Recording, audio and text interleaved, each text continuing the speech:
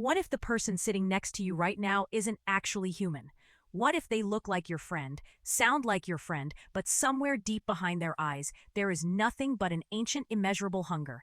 In the quiet, isolated county of Mandela, this isn't just a paranoid delusion, it is the terrifying reality. The Mandela Catalogue has taken the internet by storm, redefining digital horror and leaving countless viewers paralyzed with fear. But beneath the distorted faces and the chilling static lies a deeply intricate lore that most people completely overlook. Today, we are diving deep into the abyss to uncover the hidden truth behind the alternates, and I promise you, by the end of the first 2 minutes of this video, the most shocking theory we reveal will completely change how you view every single episode. You will never look at your television screen the same way again. To truly understand the nightmare, we first have to answer the most fundamental question: what exactly are the alternates? In the universe of the Mandela Catalogue, alternates are not just monsters hiding under the bed, they are not aliens, and they are not simple shapeshifters.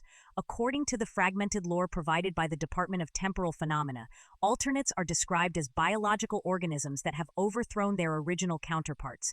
They are doppelgangers with a dark supernatural origin, intrinsically linked to biblical events. The series heavily implies that these entities have been interfering with humanity since the very beginning, possibly originating from the Archangel Gabriel himself, or rather, a twisted fallen version of him.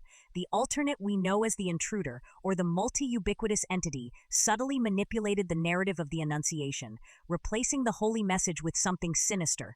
Alternates operate on a fundamental level of psychological warfare. They do not just kill their victims. That would be far too merciful. Instead, they assimilate, they replace, and they torment. Their ultimate goal seems to be driving their target to a state of absolute despair through a terrifying process called MAD, or metaphysical awareness disorder. Once a victim reaches this broken state, the alternate has essentially won.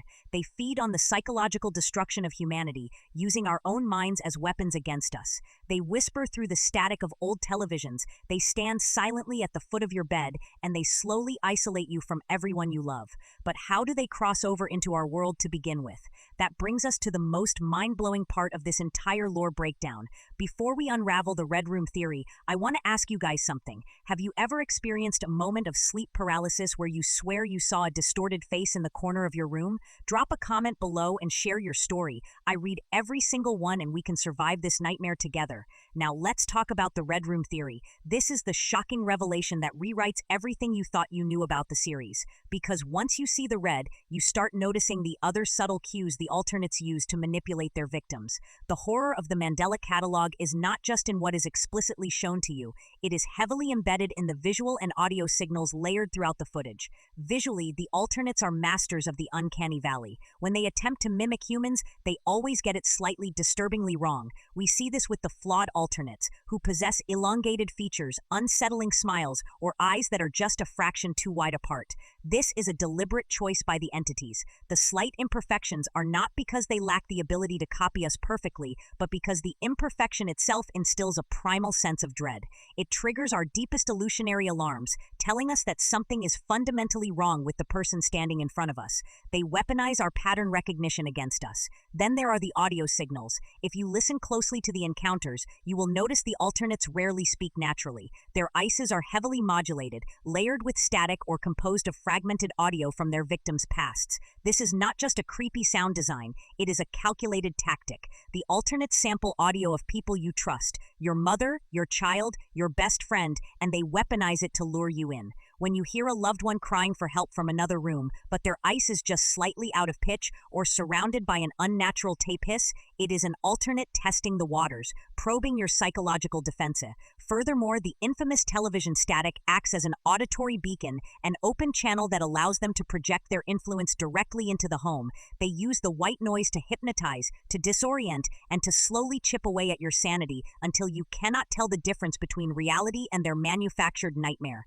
The visual flaws and the audio distortions are the warning signs, the universe's desperate way of telling you to run, even when your own eyes and ears are trying to convince you that everything is fine. The true horror of the Mandela Catalogue does not end when the video stops playing. The most terrifying aspect of the alternates is how they force us to confront our own vulnerabilities.